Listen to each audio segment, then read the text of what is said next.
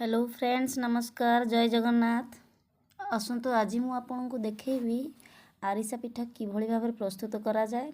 तो एठी फोटोटी मु लेट रे उठीथिली। प्रथमे चीनी पानी रे देकी गोलाणिया हबो, तापरे पानी रो पाग आसला परे सेथिरे टिके अलैच देला परे तापरे आमे चाउल चूना को अल्प अल्प अल्प अल्प करी ताको धीरे धीरे धीरे धीरे गोलेबा गोलेबा गोलेबा गोलेबा एमती पागटी पूरा परफेक्ट हवा जाए ताको एमती गोले चलथिबा।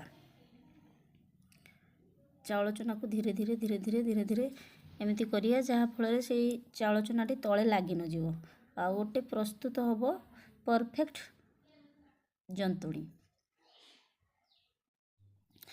तो ये भाव में किसी हम मत तो पिठा बन आसेनी, मो माँ तैयारी करथिले, मुझा को बसी वीडियो तैयारी करी। तो मुझे भाविली आपण मान सहित गोटे सेयार करदेवी। तो जंतुणीटे हो गला गोटे पात्र को काढ़ी रखिए। तापरे कदली पत्रटी नि कदली पत्र रे अल्प टिके तेल दे भल से घसीदेवे। तापर से जंतुणीटी को आम अल्प टिके टिके नहीं गोल गोल करी ताको तैयारी करवा।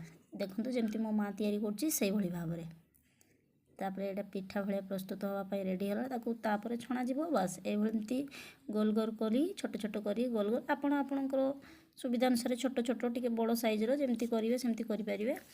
तो एमती कला परे आमे तेल कड़े रे तेल तातिला परे ताको आमे छाड़िबा। बस एमती गोटे गोटे छाड़िबा जमती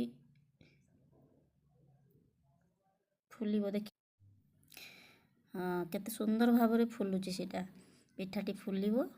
कलर भी आसीगलानी हल्का हल्का आंचरे सीटा हबो। देखले एटा टिके अधिक लाल हो जाइए तो हल्का हल्का जाल देला परे से आराम से हबो।